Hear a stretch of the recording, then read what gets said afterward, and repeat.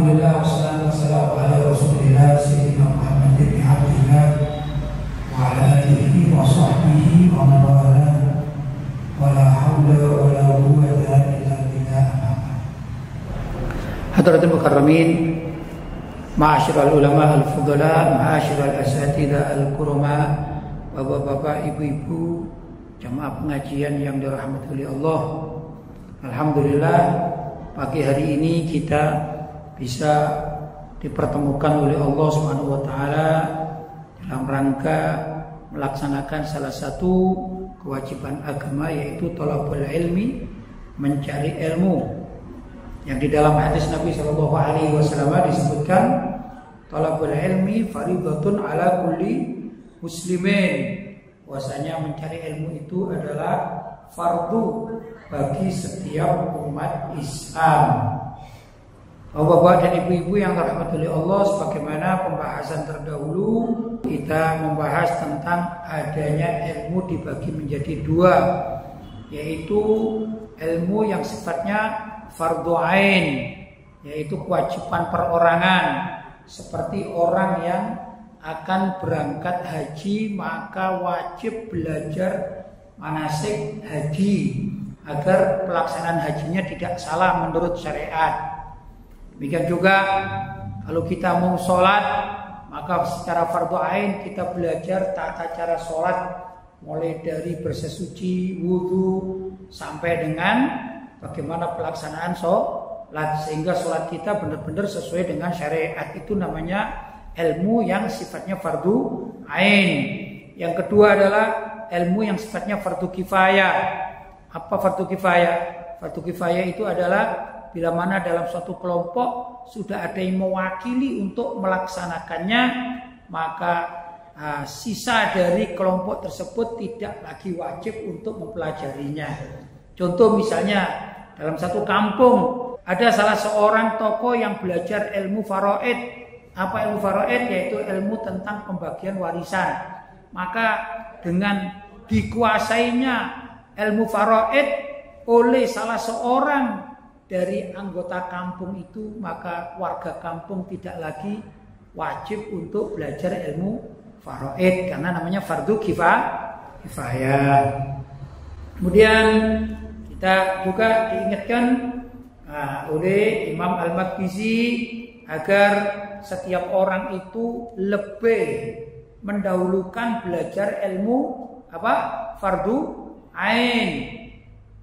Apalagi secara umum ya, fardhu kifayah itu serahkanlah kepada orang-orang tertentu, ulama-ulama tertentu yang memang senang mendalami ilmu tersebut.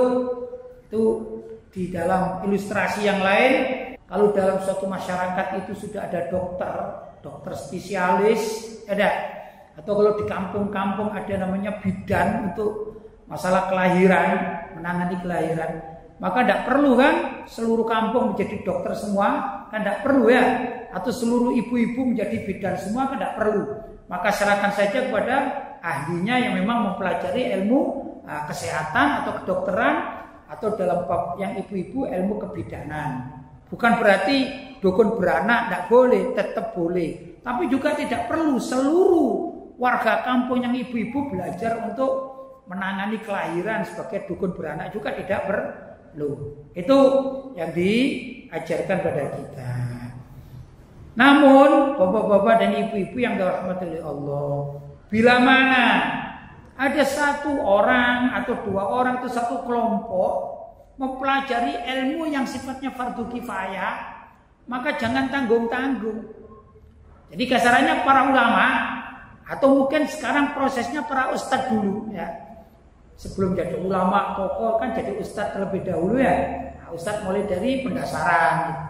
Itu jangan tanggung-tanggung kalau belajar ilmu. Jangan cuma satu macam saja. Pelajari semua ilmu agar diri kalian yang jadi ustadz itu lengkap.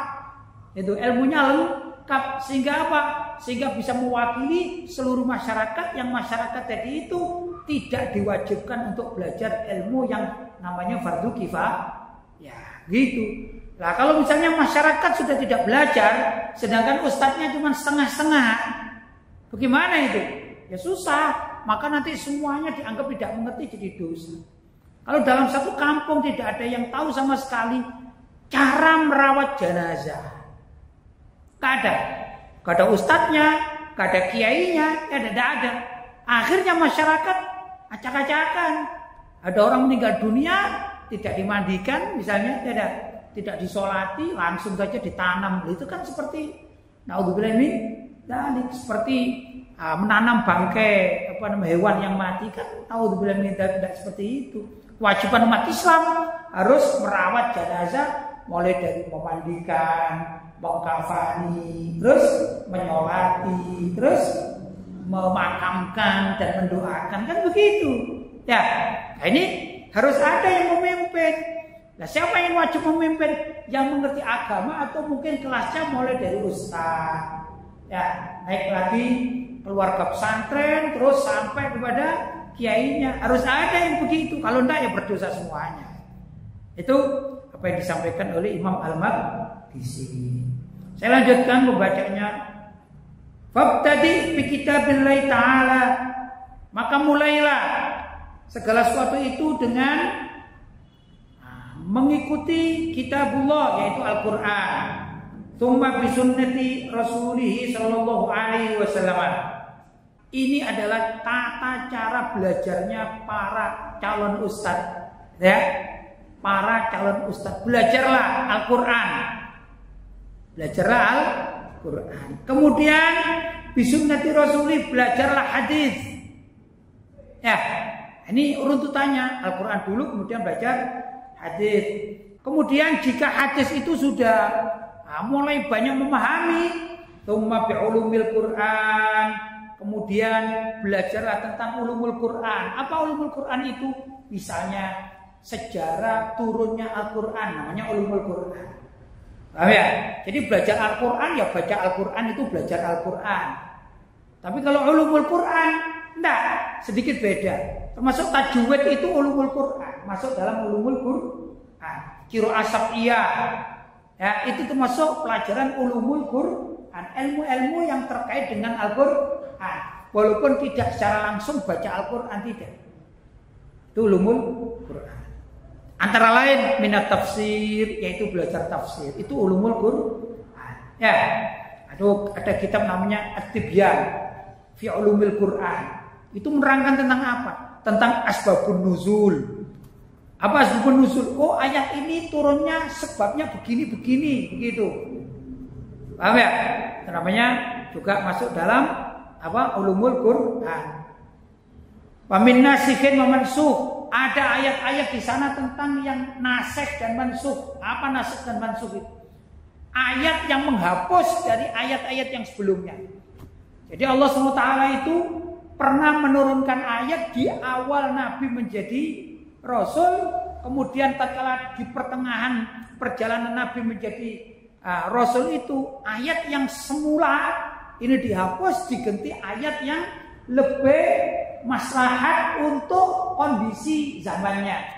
Manansakh min ayatin aw nunsiha na'ti bi khairin minha aw mithliha. Manansakh, tidaklah kami hapus, itu nasikh namanya.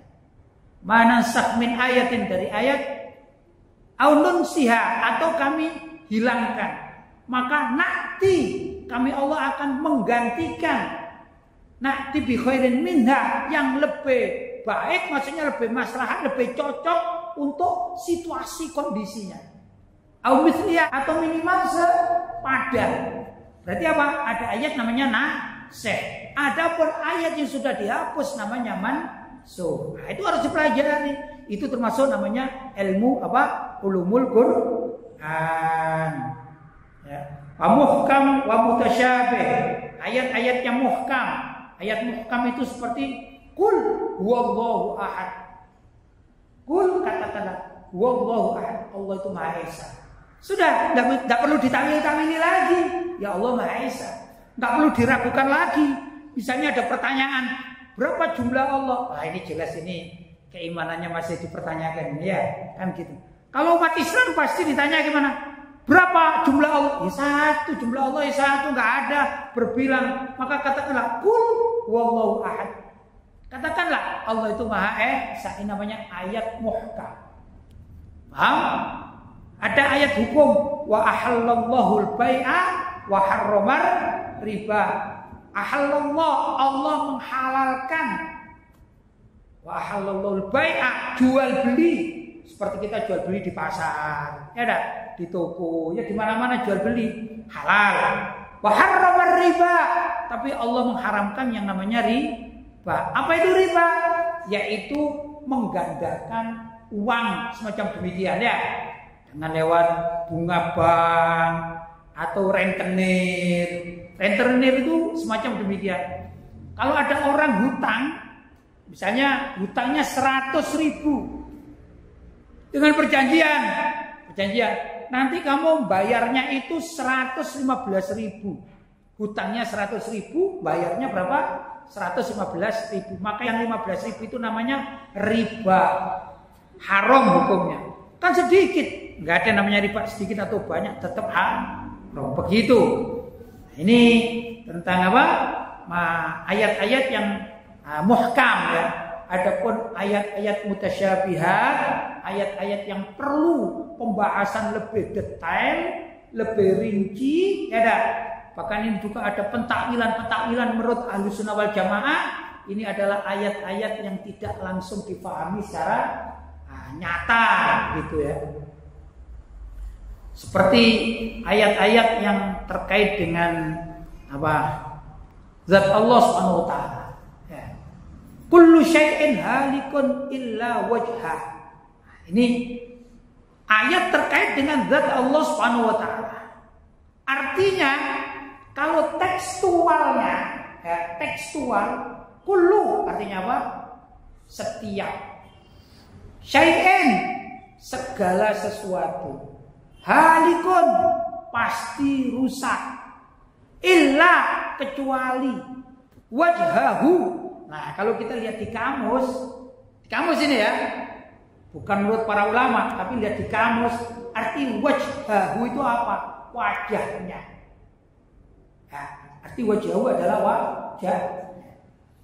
Maka kalau mengikuti arti kamus, ayat kullu syai'in halikun illa wajhahu, segala sesuatu itu pasti akan rusak kecuali wajahnya Allah. Nah, ini namanya mutasyabihat. Bingung ini. Ya, loh kalau wajahnya Allah itu rusak, bagaimana dengan lehernya? Maaf. Loh kalau wajahnya Allah itu tetap tidak rusak, sedangkan segala sesuatu itu pasti rusak. Bagaimana dengan lehernya? Bagaimana dengan badannya? Bagaimana dengan tangannya? Bagaimana dengan kakinya? Nah, kalau ayat ini diterjemahkan sesuai makna kamus, maka ini namanya kelompok-kelompok mujassimah, yaitu menisbatkan badan anggota tubuh kepada zat Allah Subhanahu wa taala. Ya, menurut sebagian para ulama, orang yang meyakini tajsim atau Allah itu punya tubuh seperti tubuhnya manusia, ada lehernya, ya, ada tengkuknya, ada tangannya. Seperti itu. Sebagian ulama mengatakan ini sampai kufur, keluar dari agama Islam. Naudzubillah min dzalik. Loh terus bagaimana menerjemahkan kullu syai'in halikun illa wajhah? Ayat tadi bagaimana? Ini namanya ayat mutasyabihat. Paham? Ayat yang tidak jelas, kurang jelas, perlu pentakwilan. Menurut Imam Bukhari radhiyallahu taala anhu, illa wajha, arti illa wajha adalah illa mulkahu. Maksud wajha di sini adalah kekuasaan Allah, mulkun.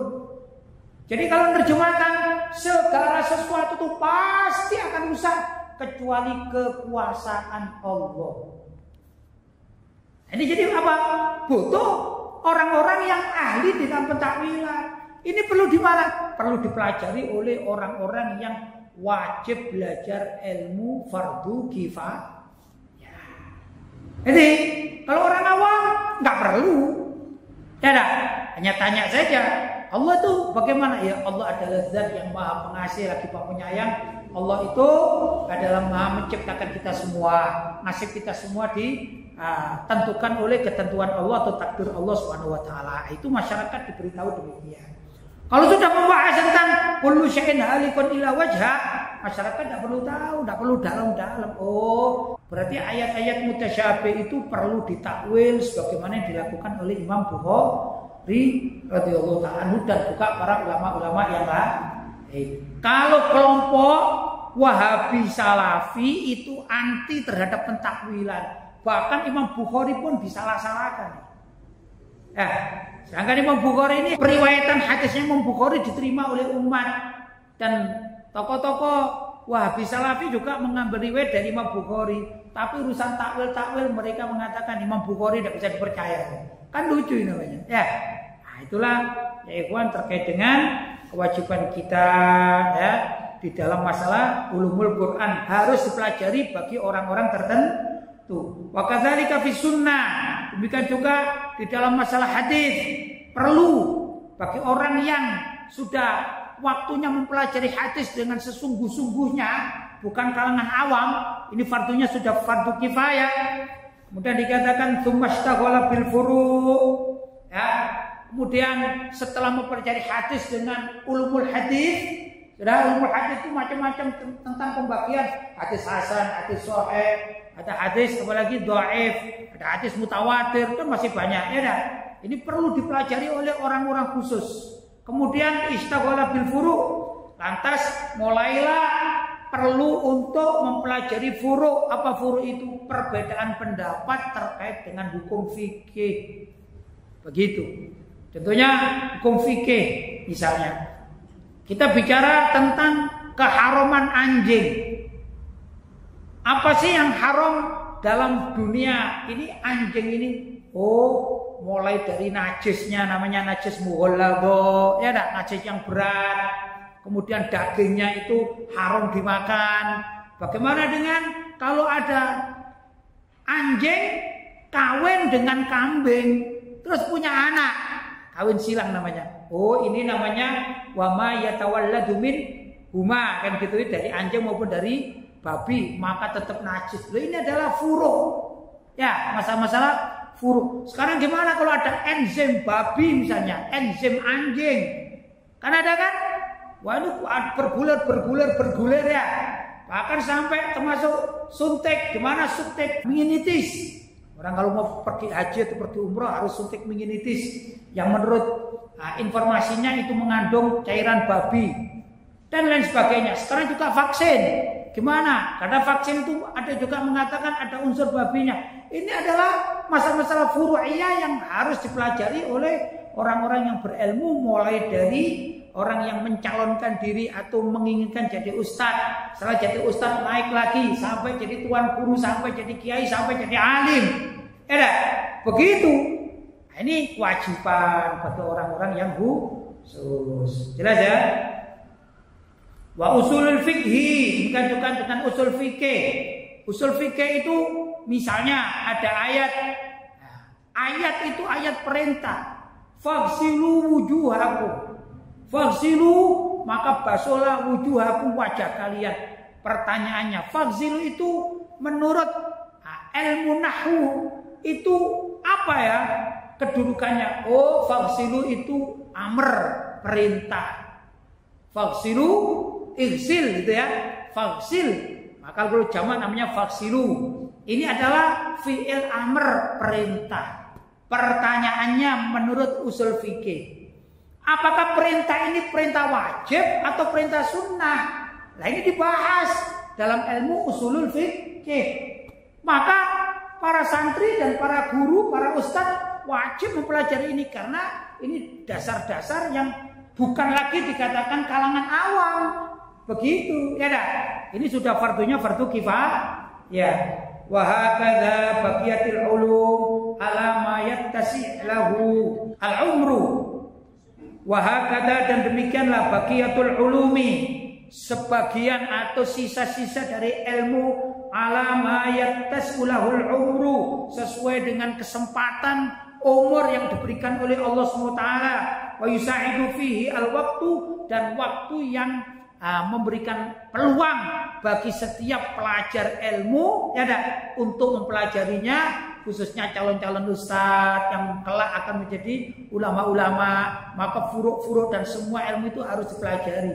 Bahkan kalau di pesantren ilmu sorof pun wajib belajar ya ilmu iqlal wajib belajar. Padahal itu adalah furuk yang sangat sudah agak jauh dari langsung masalah hukum. Tapi orang belajar bahasa Arab, belajar sorof, belajar nahwu, belajar iqlal akan memberi bantuan tatkala seseorang itu akan membaca kitab gondol atau kitab kuning. Kalau nggak ngerti, ya repot jadi ulama, nggak ngerti kitab gondol, nggak ngerti kitab kuning. Padahal mayoritas buku para ulama salaf yang mengandung ilmu-ilmu syariat, mayoritas adalah ilmu yang tanpa harokat. Mayoritas adalah kitab yang ditulis tanpa harokat, istilahnya kitab kuning atau kitab gondol. Maka wajib bagi santri untuk mempelajari gimana caranya saya harus bisa membaca ini kitab ibaratnya begini dan saya tidak salah di dalam memahaminya.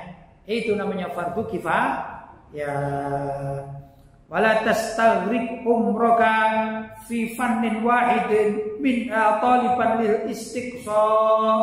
Maka janganlah dalam umurmu itu kamu hanya konsentrasi satu ilmu sampai setinggi langit. Ilmu itu cuma satu tadinya. Jangan begitu. Bagilah dengan ilmu-ilmu yang lain. Karena kita juga perlu hidup, ya dah. Bahkan seorang guru, seorang ustadz, seorang kiai pun perlu juga mengetahui ilmu tata cara jual beli di pasar. Kenapa? Suatu saat akan ditanya, Pak Kiai, kalau ada masalah jual beli yang sifatnya begini-begini. Ini kan ada kan sekarang kayak apa ya, sistem Gojek online misalnya. Gimana itu? Halal apa haram? Harus bisa menjawab. Ya dah. Tapi kalau ada orang hanya belajar nahwu saja, sampai seluruh kitab nahwu yang tinggi-tinggi itu dihatamkan, bahkan dihafalkan. Dan kan ditanya masalah hukum nggak ngerti, kan repot jadinya, ya dah. Nggak bisa jadi rujukan masyarakat. Barangkali begitu maksudnya. Fa innal ilma katsirun, karena ilmu agama itu banyak ragamnya, wal umru qasirun, sedangkan umur itu sangat terbatas. Wa hadil ulum, ini adalah ilmu-ilmu alatun, adalah suatu alat muradu biha ruha, yang dimaksud dengan ilmu-ilmu alat itu bisa mencari ilmu yang lainnya sebagai pengantar. Wa kullu syai'in yudlabu li ghairihi, dan segala sesuatu maksud ilmu yang yudlabu yang diambil atau dipelajari li ghairihi untuk keperluan yang lain, fala yang bagi an yunsa fihil matlub, maka tidak boleh untuk dilupakan. Jadi orang belajar ilmu itu tidak boleh ilmu cuma satu. Jangankan begitu ya. Jangankan ilmu terkait dengan agama semacam ini. Orang hidup saja ini kan perlu banyak ilmu. Ya. Coba kita ada di pesantren sini, apa saja ilmu yang diperlukan hidup di pesantren? Pertama, cara mandi itu kan ada ilmunya, harus bisa mandi. Padahal hidup saja. Ya. Cara makan. Loh kalau makannya salah lewat telinga kan tidak kenyang jadinya. Namanya salah makan, nggak tahu ilmunya. Ya enggak? Itu baru demikian. Mau tidur pun itu ada ilmunya. Ya gimana? Loh kalau saya mau tidur tapi pakai berdiri ya jatuh nanti kan gitu. Karena nggak tahu ilmunya. Begitulah. Ternyata ilmu itu banyak yang harus dipelajari setiap orang. Bapak-bapak dan ibu-ibu yang dirahmati Allah SWT, barangkali itu pengajian kita pagi hari ini. Mudah-mudahan ada manfaatnya. Ada ma aqulu lakum wal afu minkum. Wassalamualaikum warahmatullahi wabarakatuh.